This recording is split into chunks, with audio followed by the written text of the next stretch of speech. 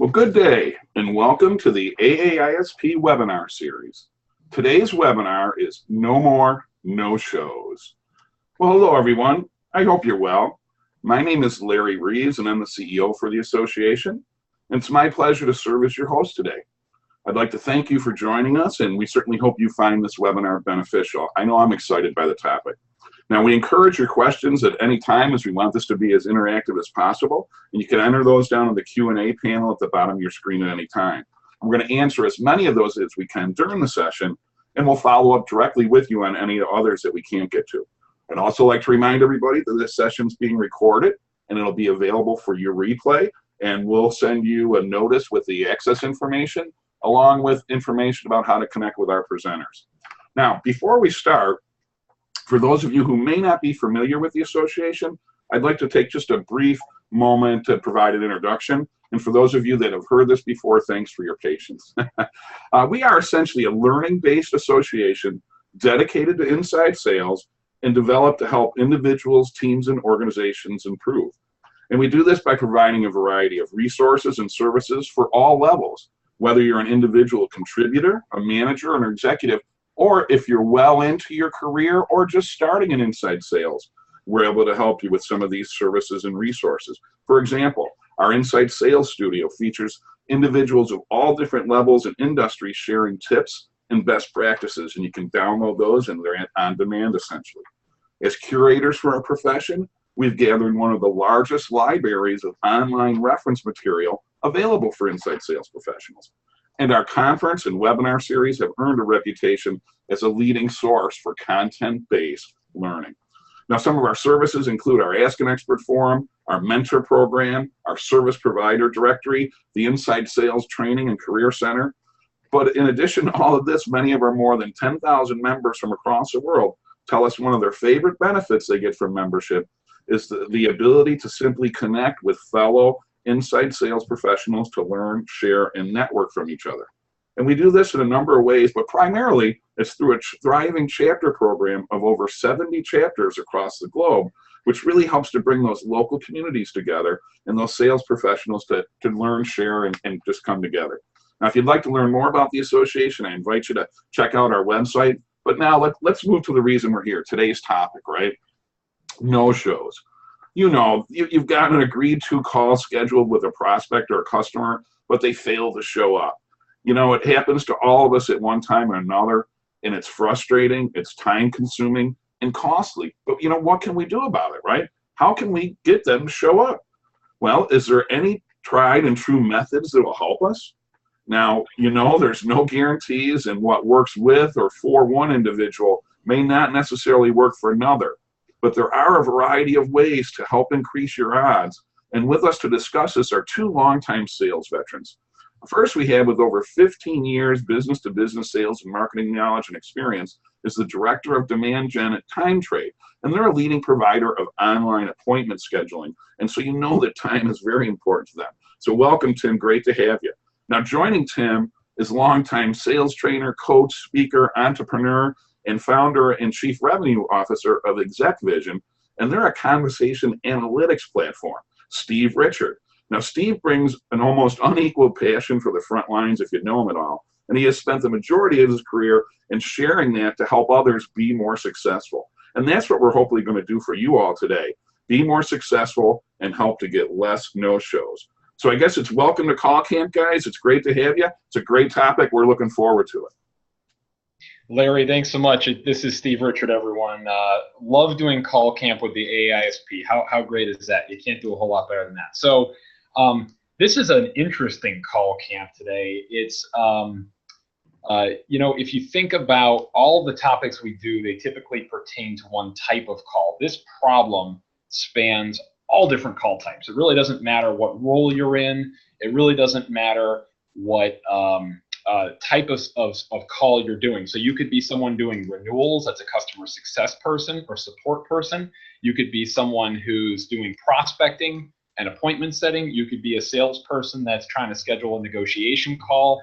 And all along the whole customer journey, you're going to have a variety of scheduling opportunities. You know, this the one undisputable law of the universe of sales is you're going to have to schedule meetings. That's just how it goes. And sales doesn't happen unless there's a conversation.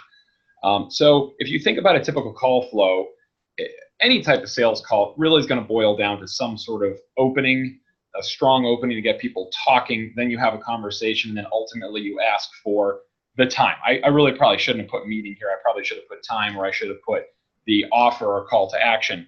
We'll talk about that later. And again, this happens throughout the sales process. It really doesn't matter where or when. And if you look for an easy opportunity, this is an incredibly easy opportunity. Most of the time, going back to this three-part model of a call, most sales training, most focus and emphasis is placed on number 1 and number 2.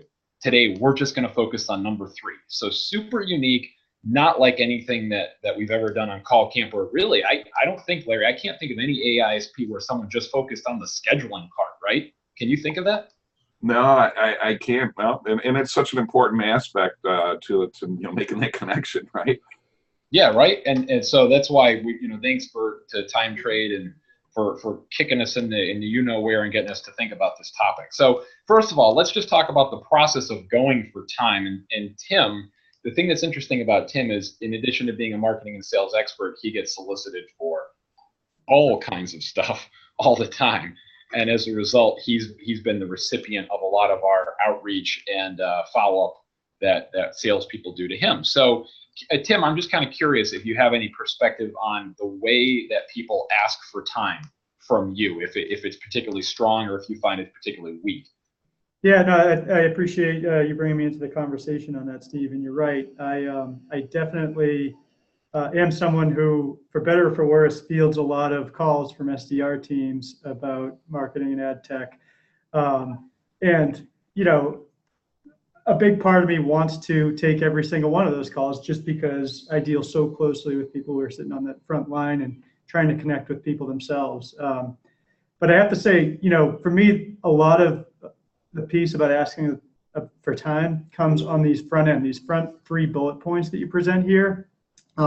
If they haven't earned kind of the right to ask for that time, it's hard for me to really take that seriously. So things that work well for me is establishing early on why they're specifically reaching out to me. And generally speaking, I can kind of sniff out pretty quickly when someone hasn't done any research on who I am or what is important to me. So the people who kind of cross that barrier right away immediately have a lot more leeway with me, and I tend to listen to them. But with that said, the key for me is when they ask for a time to do something specific, like you say here. So if they can present a clear next step and offer up a clear time to do it, I tend to be much more responsive to that. And that's where we see a big gap, because what you'll hear, a guy who I've heard thousands of calls. I have more. I think every time I hear this, I get another gray hair on my head. Where the salesperson will say, "Well, Larry, the reason I'm calling is to sort, the whole point is that we can maybe schedule some time, maybe in a few weeks, and I just want to take 5 minutes of your time." And it's like so weak, So Larry, you probably have experienced that as well, right? Oh, for sure. It's like like you say, too often. So a good metaphor here is you think about someone cutting your hair. If you've ever sat down for a haircut and the person that's cutting your hair has no idea what they're doing, and it becomes very evident when they first touch your head, it's kind of a horrifying experience, and all you want to do is run away. It's the same thing here. So we want to have nice, firm, concrete action items from the salesperson to guide us through our buying journey, because a lot of people just don't know how to buy. So strong ways of saying it: the purpose for my call, the reason for my call. I called you because of something.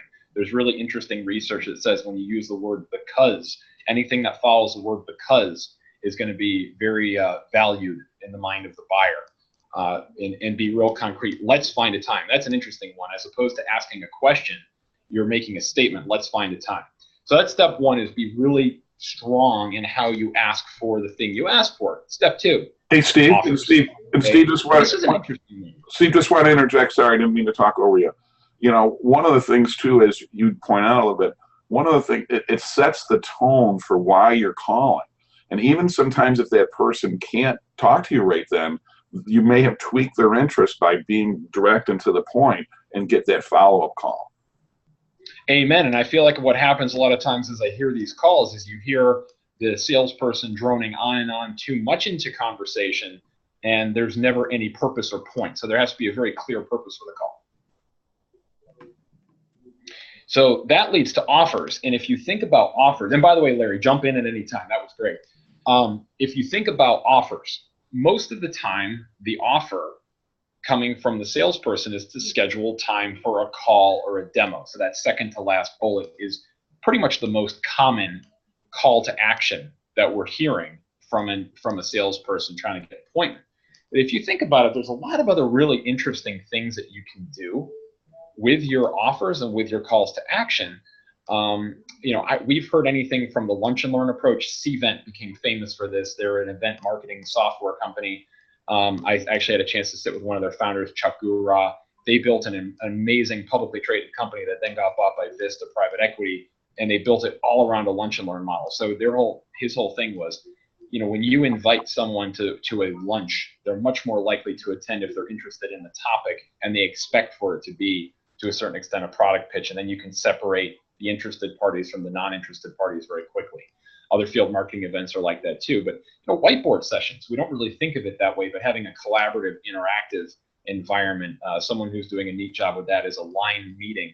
And what Rick Pratt is doing, I met him through the association. Virtual whiteboards are fascinating. Zoom has a virtual whiteboard in its product, as do other screen sharing applications. Process mapping or assessment, an interesting thing to do there is, as opposed to going for a call with a salesperson, you say the purpose for the call is that we're going to do an audit of something or an assessment. It's something that's of value. You hear Craig Kleeman, who's a frequent of the AAISP, talking about the power of scheduling an executive briefing or an executive, high-level executive review. That's another interesting thing. So the whole point here is that these offers are opportunities where you can create an engagement, an interaction between a buyer and a seller that is perceived as being more valuable for the buyer. And Tim, curious if you've ever had any interesting creative offers that have gotten you to pay attention.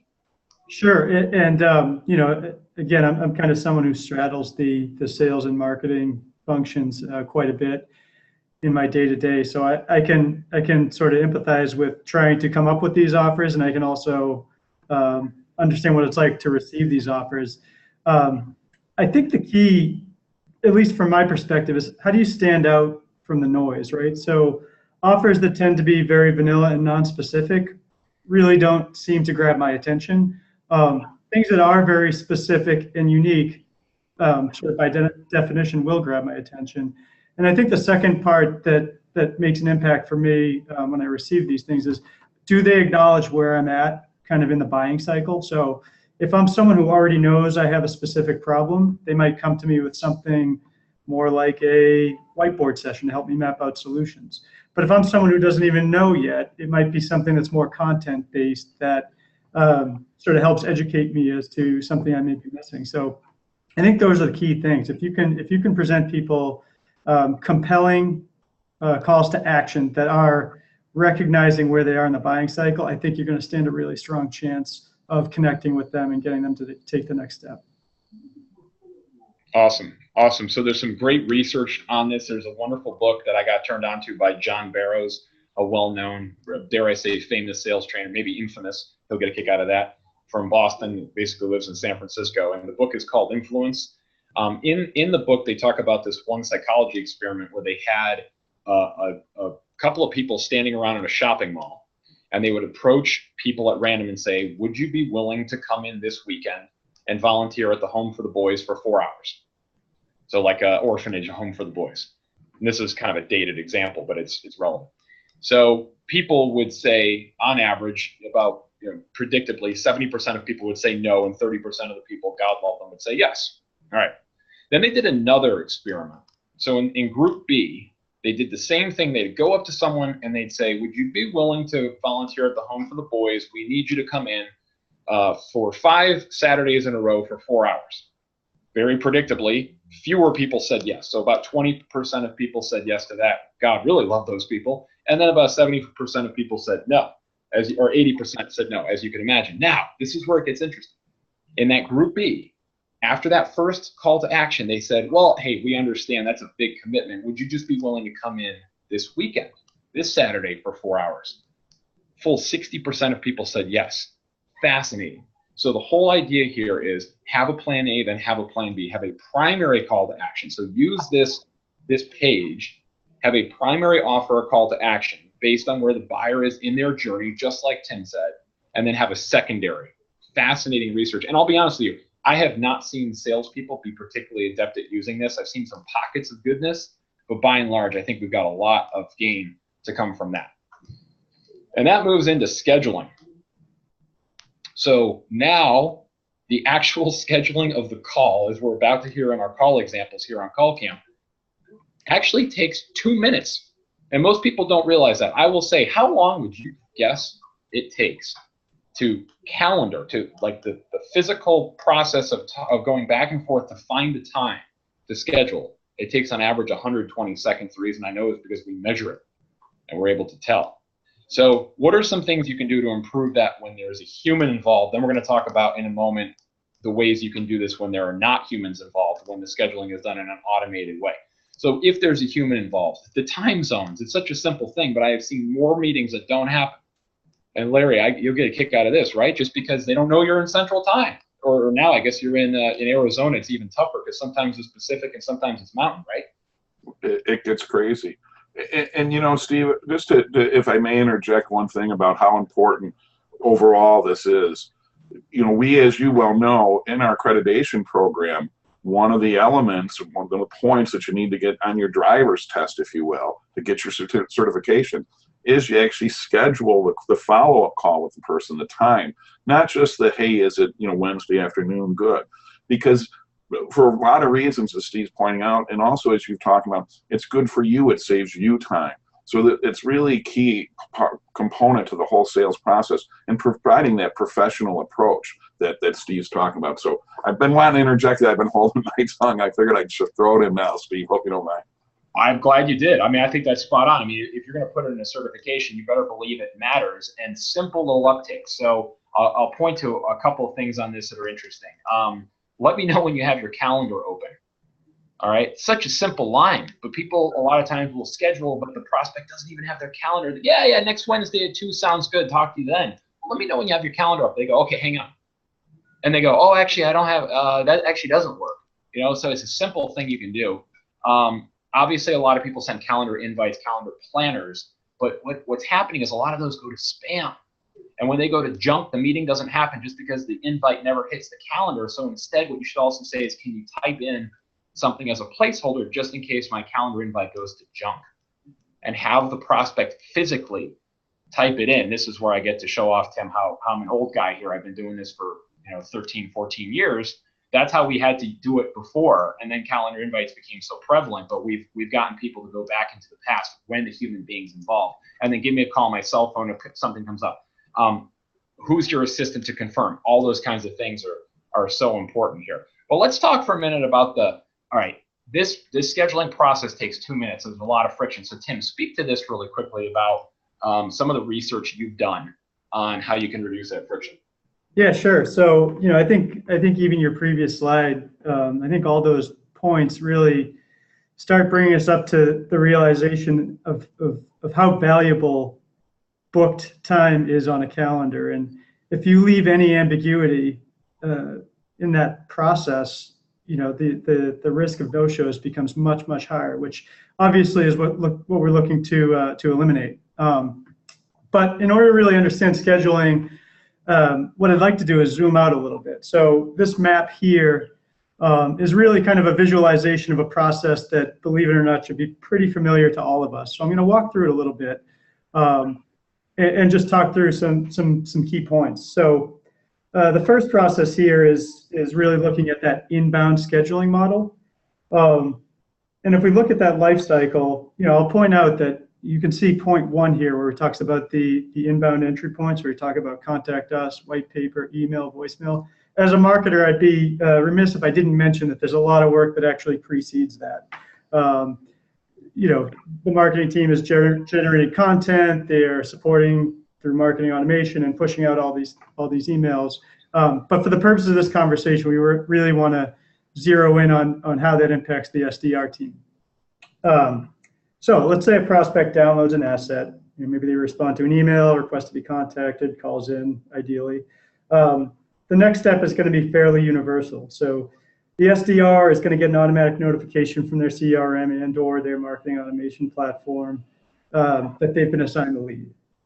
And then from there, some organizations may or may not kick off an automated email that looks to progress the prospect. But generally, almost immediately, the SDR is going to start their research process. And by the way, again, I'm going to put on my marketing hat here and say you should factor in a few different dimensions there. You should definitely focus on the account. So what's the company? Where are they at? What vertical are they in, of course. But also research the role of the person, their background. And then this is where I'm going to get very passionate about one specific thing. It's really, really important to research that person's previous interactions with your company. So how are they interacting with emails that we're sending out? How are they digesting content on the website?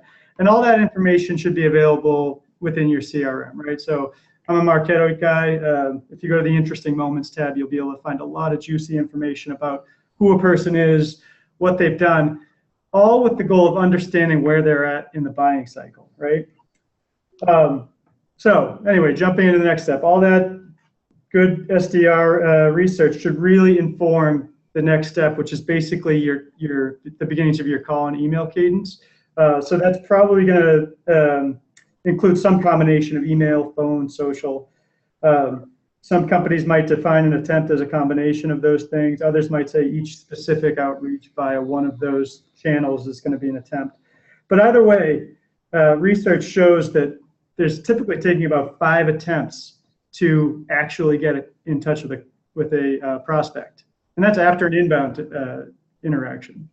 By the way, you'll see just under the wheel there, typically most reps are bailing out of the process after two attempts, which I think when you look at it in this context in a webinar setting, you say, well, that's crazy. Why would someone ever bail? But let's think about the life of an SDR, and you guys all know it very well. You're working a lead, getting no response. You've tried it a couple times. All the while, new leads are coming in. So it's very easy to kind of turn your head to the next shiny object. But the reality is it might be in those last 2 or 3 attempts that you actually get some traction. But with all that said, let's assume you actually do get in touch with someone and you're successful. So you've now put in the research, you've been persistent, and you've gotten a prospect to respond. But even at that stage, and this is where jumping into the second half of the diagram on the top diagram here, there's still a ton of things can go wrong, right? So maybe they follow up after hours, which happens quite a bit because that might be when they're free. Maybe they call you while you're in your weekly one-on-one or some other sales team meeting, or maybe you're meeting with marketing, talking about what's coming up. Or maybe they just respond and say, hey, I'm just not available. I don't have the time to deal with this right now. Those are all things that saying it's just, those are all conflicts in time. And no matter what, you're pushed into this position where you have to start lobbing out times, hoping that you can find some mutual availability. And maybe you find it, maybe you don't. But so Steve mentioned the sort of 2 minutes that it takes to actually schedule the call. All these things that we've worked through here. So from the initial outreach, the research, all the attempts in the cadence, all the back and forth to schedule a call, those all precede that 2 minutes, right?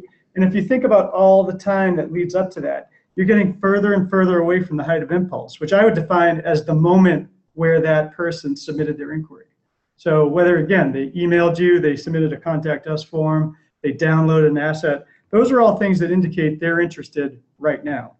So ultimately, I think what we want to do from a scheduling standpoint is reduce friction and find a better way to jump straight from that height of impulse to an actual booked time, which is kind of where we started out with the conversation with Steve's previous slide. So what does that look like? I can see some of the registrants that have come here, and I know there's some familiar companies here. So I think a lot of people here might already be doing things like this.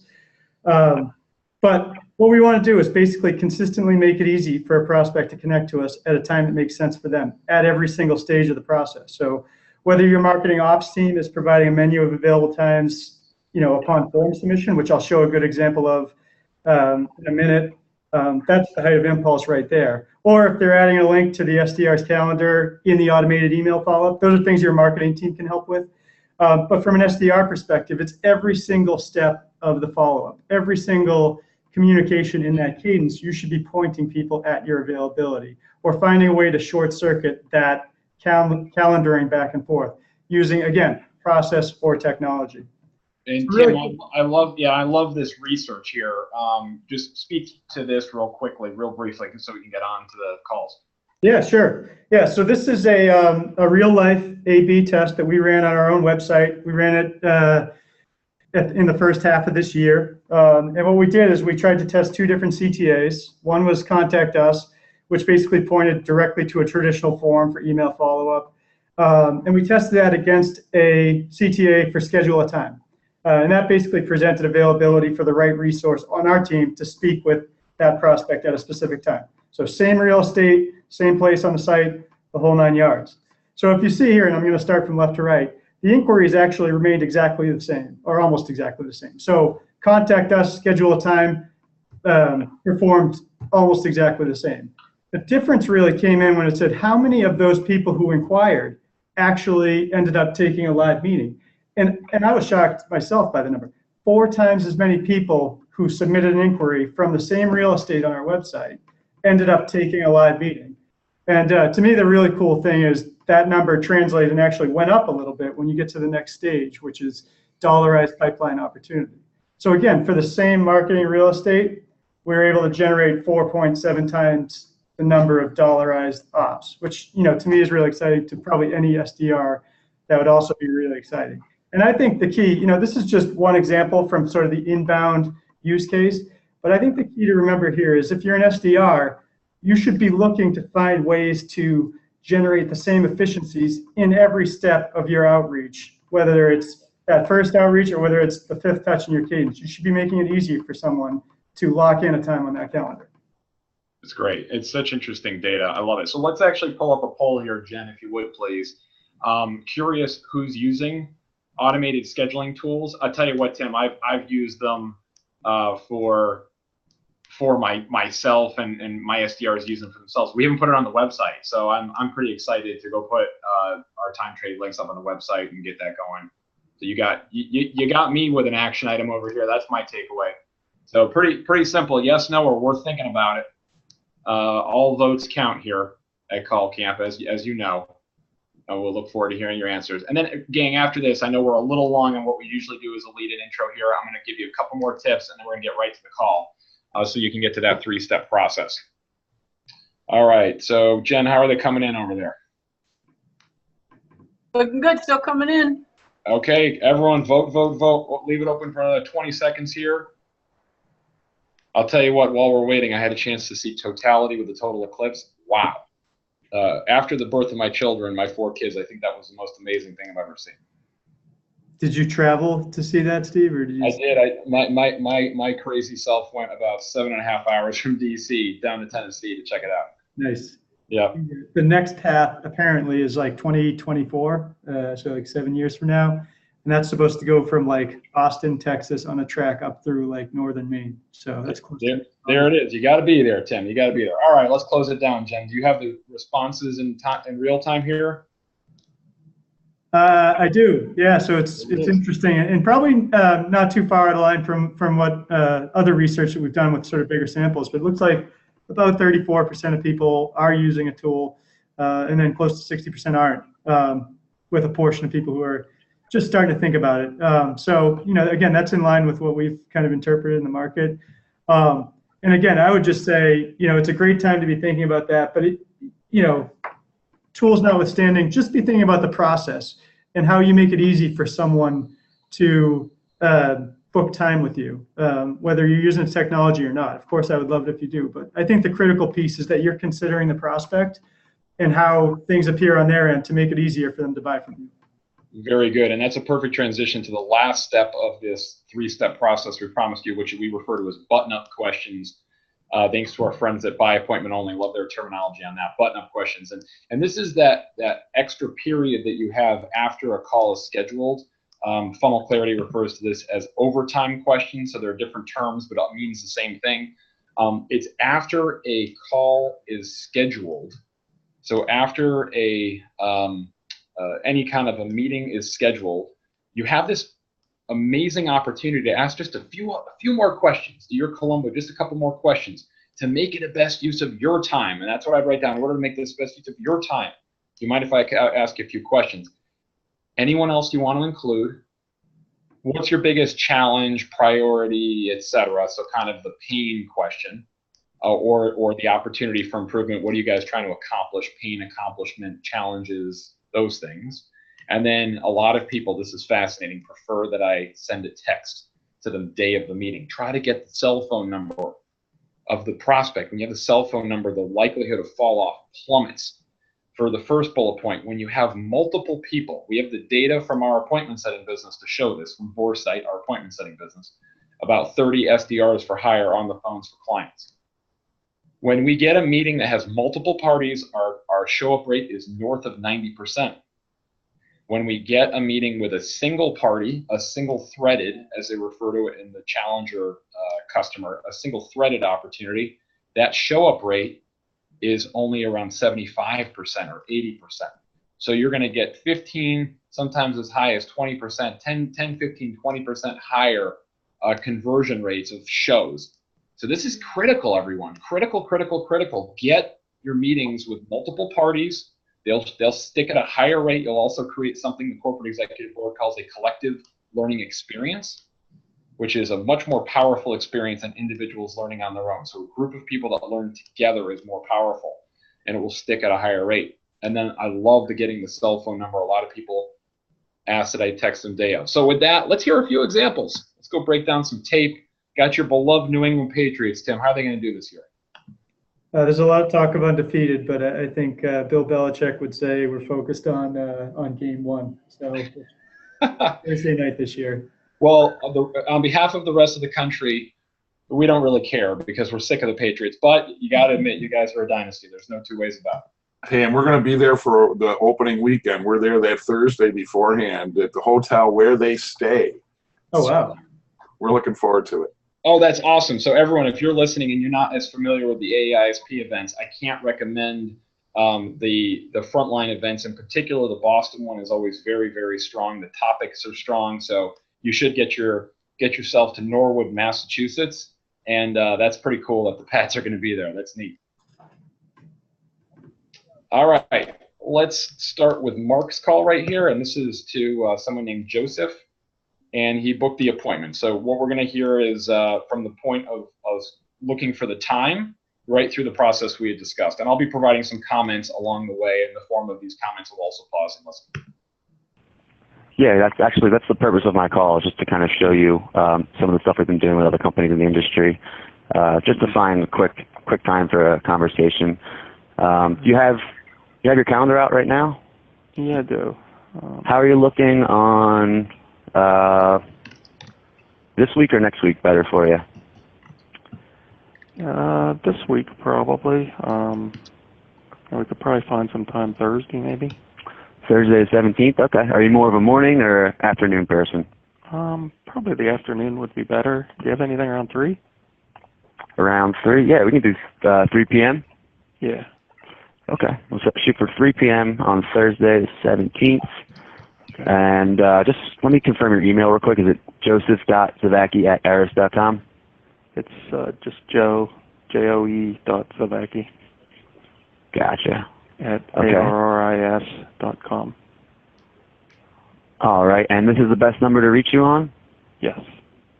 Okay. And just as a placeholder, do you mind marking me down in your calendar for Thursday? Yep.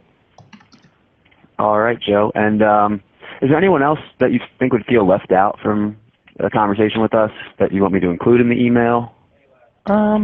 Not at this time. I may invite the person that works with me on the document prep. Okay, yeah. Feel free to invite whoever you'd like. And just so we can tailor the presentation kind of towards you, what are some of your main focuses at the moment? Certainly disclosures. I'm really focused on a lot of the disclosures around the revenue rec, and then getting more involved in the lease, the new lease standard. Those are areas of focus at the moment. Okay. All right, Joe. Well, I'll send over that invite. And the last thing I would have loved to hear is a lot of people prefer that I text them day of the meeting. What's your cell? Very good. Okay, so let's talk about that. Here is the three-step process in the wild. This is a real call, guys. There's nothing fake about this. This is all very real. Three-step process. So let's recap what those are. Number one, he asked for time in a confident way. He then, number two, had an offer. In this case, it was an offer for a call, for scheduling a call or scheduling a demo. It was not a unique offer per se, but it was a typical offer, and the prospect said yes, and there was definitely interest for sure. And then number three, he asked those button-up questions and did a really good job with asking those button-up questions. So, Tim, any comments on this process and as you hear it unfold? No, I think a lot of things you pointed out are the things that I would, that would tend to resonate with me. I think, regarding the mobile piece, that's really interesting to me because just even outside of my professional role, I think as a human and a consumer, I really appreciate text reminders for everything that I do. I'm so much more likely to engage with a text than I am with a phone call or an email. So I personally believe that the no-show rate would be driven significantly down if you have an active sort of program to text reminders. I mean, I just think about it in terms of dentist appointments, doctor's appointments. When they're sending me text reminders, I always show up because I always get the message. And it's a great application here in the B2B world as well. And I think people are very comfortable at this stage giving out their mobile number. I love it. Larry, any thoughts on this call as you heard it? No, I thought he did a real nice job. He didn't try to speed up through it. He took his time, and as you said, he maintained that confidence and that professionalism that you'd like to hear. And he put it in the perspective of why it was good for the prospect or the customer. And then I like too that he didn't push too hard on the asking who should join. He kind of left that very open. He went with what he said and ultimately played that up. So I thought it was a very good call. Yeah, excellent, Mark. Really well done. So thanks for that. Really appreciate it. All right. Next, let's move on to Alex. Now, Alex is full disclosure. He's one of my sales development reps, and right on the cusp of getting promoted to become an inside sales rep. We're just putting the final polish on him. And so here's a much longer call, a 15-minute call here with a VP of North American Sales. We'll jump in towards the end of this. You'll be able to hear a little bit of objection handling on this one too. You'll be able to hear the whole part of it. Here we go. About what we were talking about earlier in terms of, you said this might be something that you guys are top of mind with. Yeah, I'm not really sure how these sales improvement solicitations come about, but I think a lot of times it's just serendipity and luck. I get about 40 or 50 a week, of which I answer probably one. So you got lucky today, only because we were literally talking about what do we do with our internal inside sales folks, and how can we get better when it comes to the quality of the calls they make and the results that come, obviously, from the quality and quantity of those calls. So I think it was just luck and timing. Wow, I mean, it's better to be lucky than good, right? It's part of sales. It's part of sales. So I was gonna suggest, Kai, was that given that you have some kind of strategic responsibility over how the quality of those internal sales teams are going to improve or how they should improve, it's not too difficult of a platform to understand. I wanted to get you and your area sales manager on a call to discuss together. And then I'm so if it's okay with you, can we put down a tentative time that last week of August for you and your area sales manager, and then I'll just follow up a couple days before to see if it works. As opposed to kind of going back and forth via email, we can just put the time down now and follow up. That's okay, beautiful. Did everyone hear that one? That was fantastic. So this is a classic example. So Larry, you've been doing inside sales for a long time, and you've heard a lot of things. Talk to me a little bit about the direct report. So you got a more senior executive VP who tries to send you down to a director or a manager. What are your thoughts on that?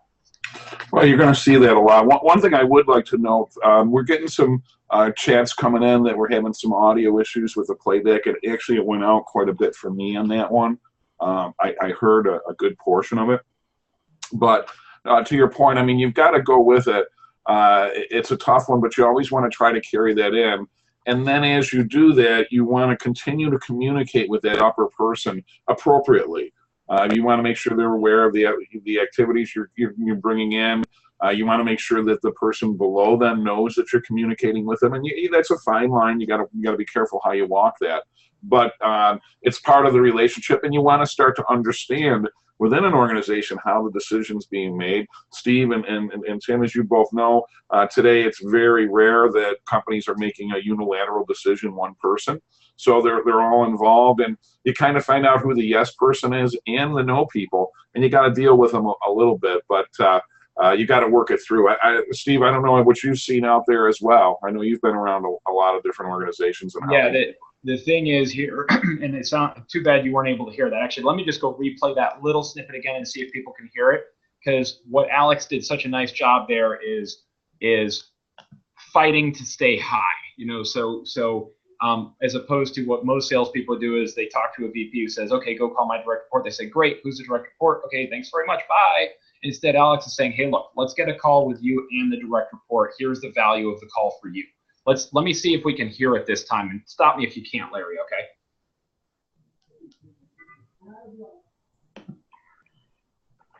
Quality of those internal sales teams are going to improve, or how they should improve. It's not too difficult of a platform to understand. I wanted to get you and your area sales manager on a call to discuss together, and then on my end, obviously loop in our co-founder and our VP of sales, and have that high-level discussion first, and then go from there. So if it's okay with you, can we put down a tentative time that last week of August for you and your area sales manager, and then I'll just follow up a couple days before to see if it works, as opposed to kind of going back and forth via email. We can just put the time. It did, yeah, and that was great. Like you said, he didn't let him off the hook. And instead of just keeping them in the line of communication, he's keeping them right in the center. So that's really well done. And I did not hear that the first time. So excellent. Okay, it looks like our internet connection is back. Let's listen to the button-up questions. Yeah, I'm going to be in Houston, and I'm going to be running around. It's going to have to be the 28th or the 1st. Yeah, let's do the 28th. And what time would work best for you? My day's wide open.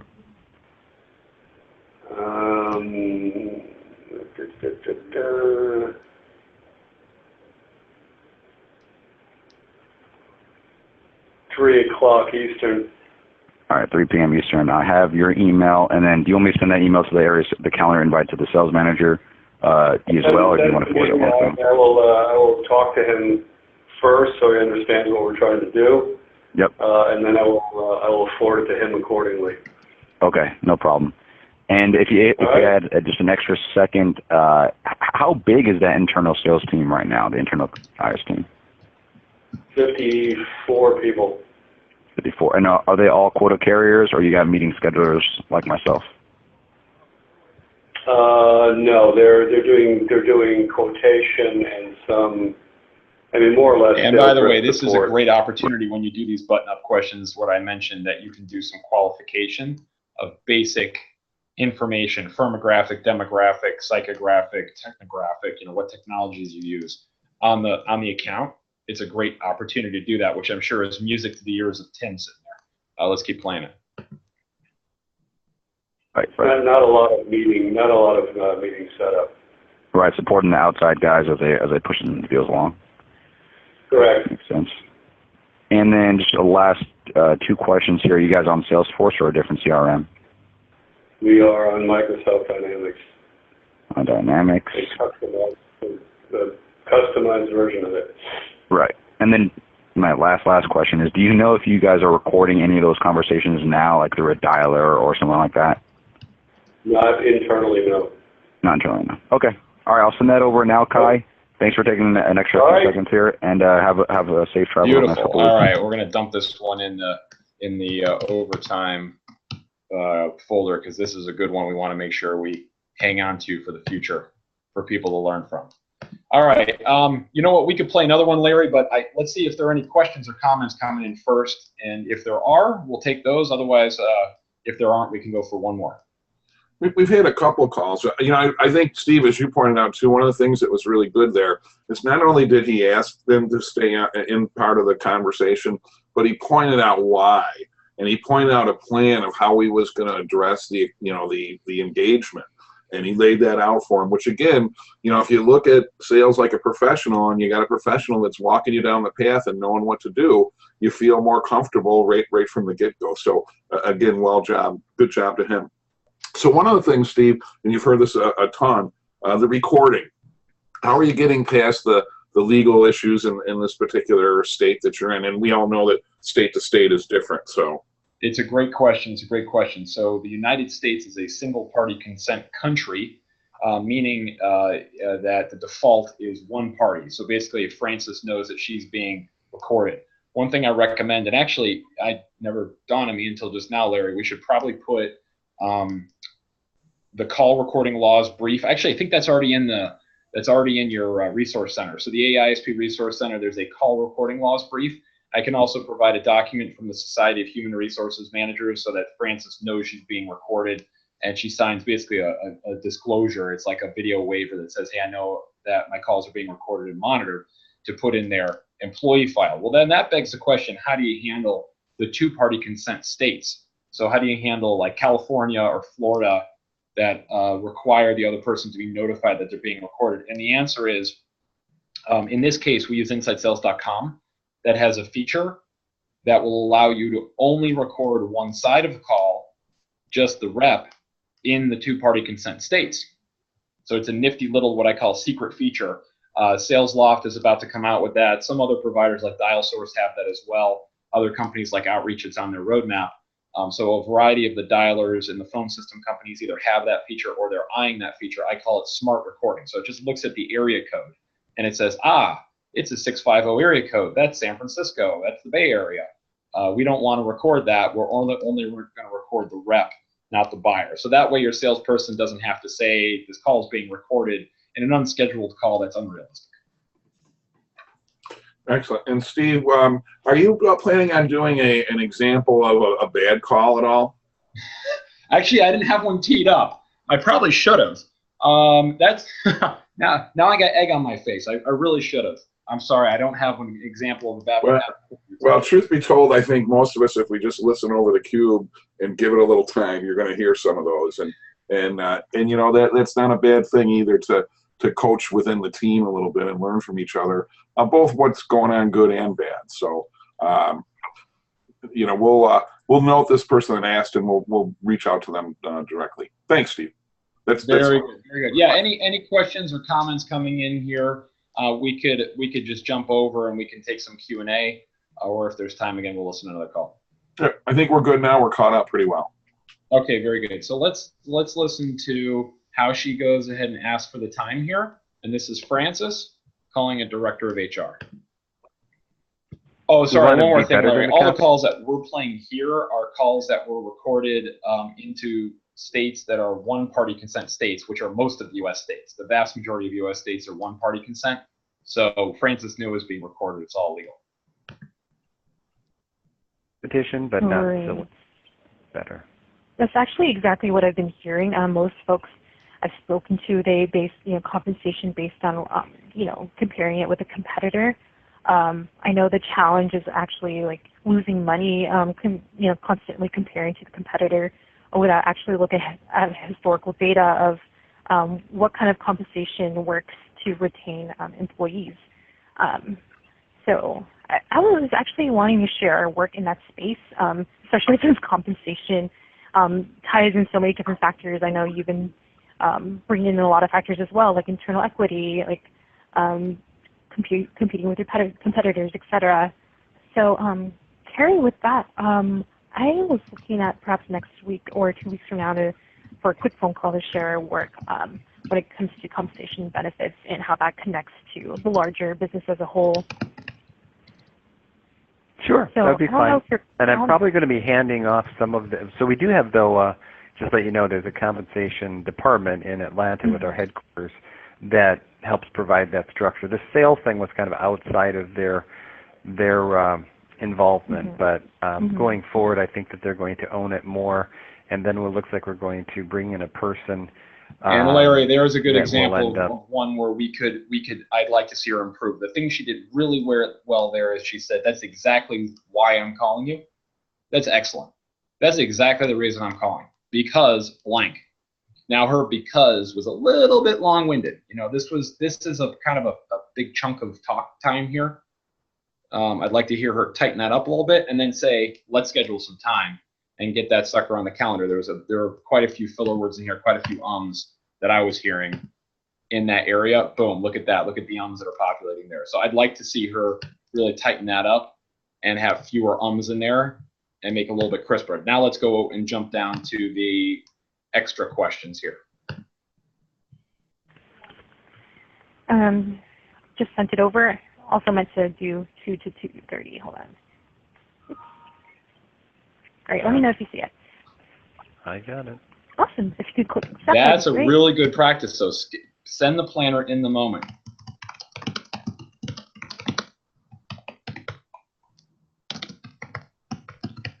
And she confirmed that he got it. Were you able to hear that, Tim and Larry? Yeah, definitely. Phenomenal. All right, let's keep going. And who would you be looping into the call in the future? Well, if they end up having some person identified as part of this incentive compensation, that might be. And if not, it would be the director of compensation, so he can kind of hear what's going on. Right. Because I'm trying to have this land on the right people's plate. So you would still be director of HR? For the sales organization, yes. Okay. So, So I think we're still closing. We're moving this office. We're moving this office in my position down to Atlanta in a couple of years, like a year and a half. And so I don't plan on moving. And so that's why I also want to make sure that as this type of conversation pops up, that you don't go, wait, where did Carrie go? Oh, well, blah, blah, blah. Right.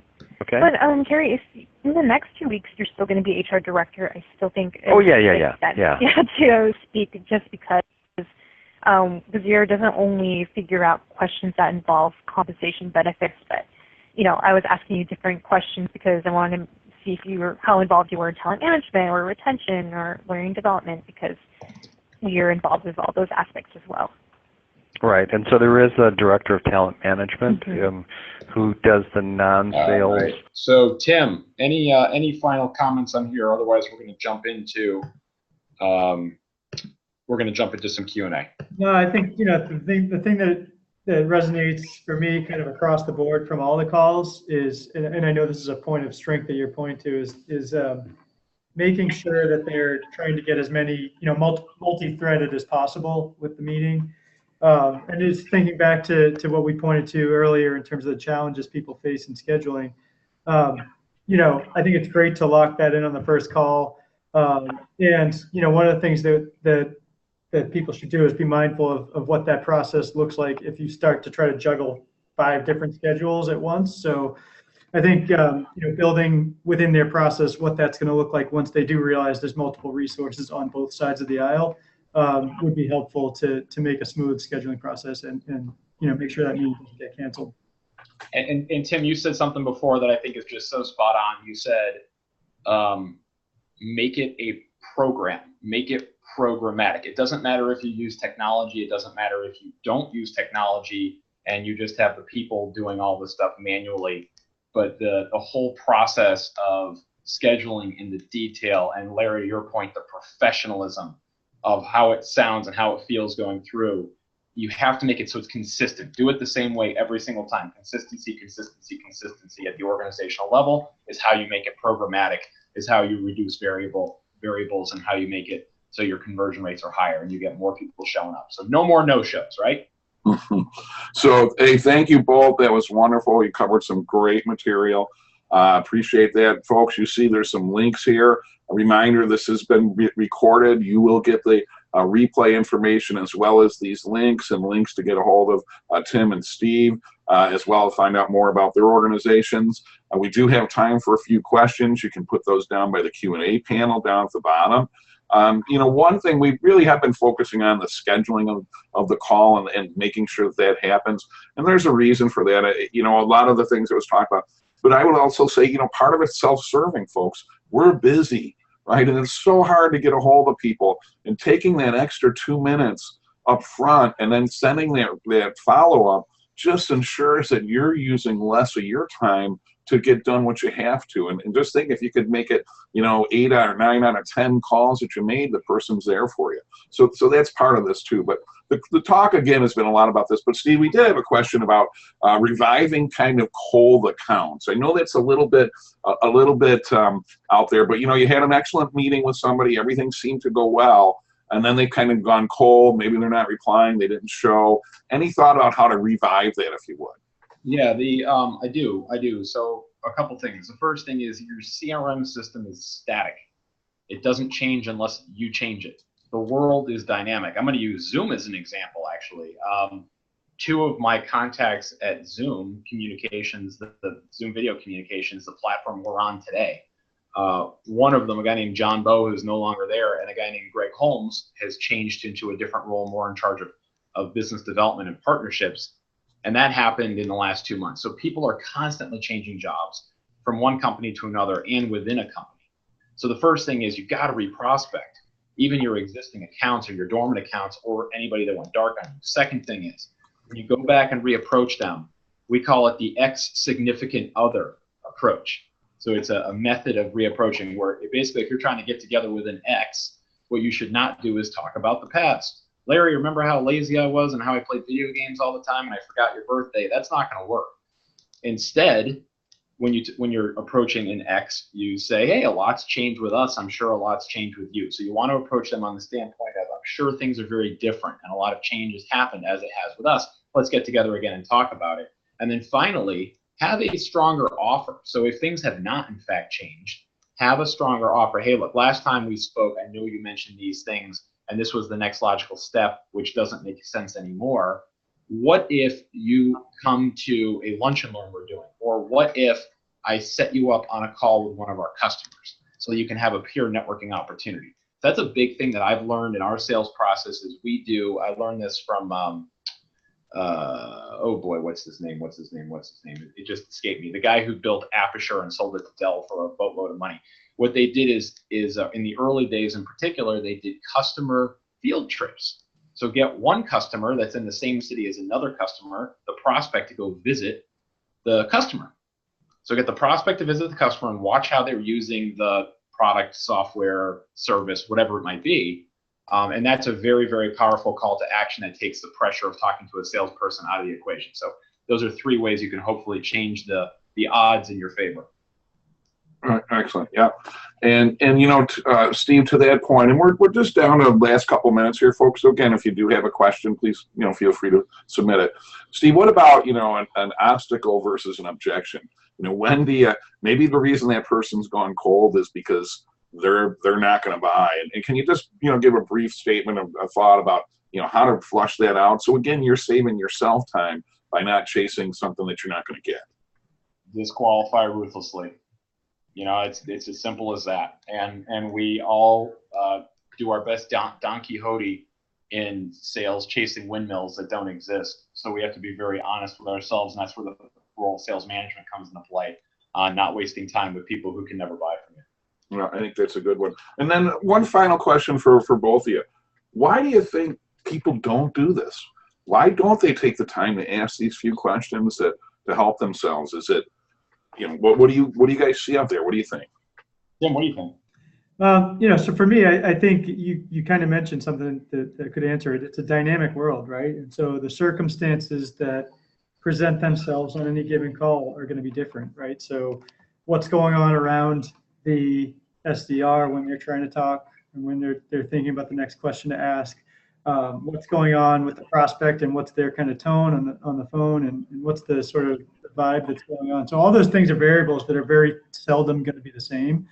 And I think for me, it's people aren't doing it because they lack a defined process. They're kind of shooting from the hip in every single conversation. And I think the ones that do it well are the ones that map out a very concrete set of steps that they need to follow through. And those sort of concrete steps can be the thing that grounds all the dynamic nature of all the different circumstances. So I think people that have that locked down do the best. That makes sense. Steve, thoughts? Anything to add to that? No, that's it. That's a great answer. I mean, this is a hard profession, and we don't give it credit for how hard it is, and we don't do a very good job on educating people on how to be salespeople relative to the other professions, which is why I love your Inside Sales Academy certification, all the things that you're doing with the AISP. So yeah, no, it's a question of us as a profession making a decision, a cognizant decision, that we're not just going to wing it, and that we're going to have some consistency and some structure in how we execute our craft and how we do our craft, just like you would have as a lawyer, or a doctor, or an accountant, or anyone, a professional that plays an instrument. You have to constantly go through a process of sharpening the saw. Well, and I think, you're both, I agree 100% that process. And I think it comes down to questioning and not being afraid to ask the questions and telling people why you're asking them. But I kind of equate it a little bit, and I, as you know, trained a lot of people over my years, and I've had a lot of the good fortune of being part of it. It's kind of questioning, and it's like going into a room blindfolded with one dart, and there's a dartboard, and you can ask as many questions as you want before you throw that dart. And you can literally ask one or two, or you can get to the point where you say, is the tip of the dart in front of the bullseye? And if they say yes, then you push it in, right? And questioning can lead you to that if you do it properly. So with that, guys, again, we want to thank you. Any final quick thoughts that you have for anybody? Tim, anything you'd like to send people off with? No, I think the slide up here points to our resources section, which has some great stuff on this topic. And just generally speaking, I love sitting in on these sessions because, as I said, my role typically sits in marketing. I work so closely with the sales and BDR teams, and in order to do my job well, I really need to understand the questions that people are asking and the obstacles you're running into. So I get as much out of this as anybody. So thanks for having me. Thank you, Tim. Steve, any final thoughts? Quick thoughts? Thanks so much, everyone. Let's just take what you learned today and put it into practice. If you don't start doing it and repeating it and making it consistent and habitual, we just wasted an hour of our lives. So make it part of your game. Well, again, thanks, everybody. Thank you both for joining us. Thanks, everybody that took the time out of their day. As Steve said, we hope you find this beneficial and you can incorporate this, if you're not already doing it, into your routine. We look forward to having you join us for our next webinar. With that, we want to wish everybody a good day and good selling. Thanks.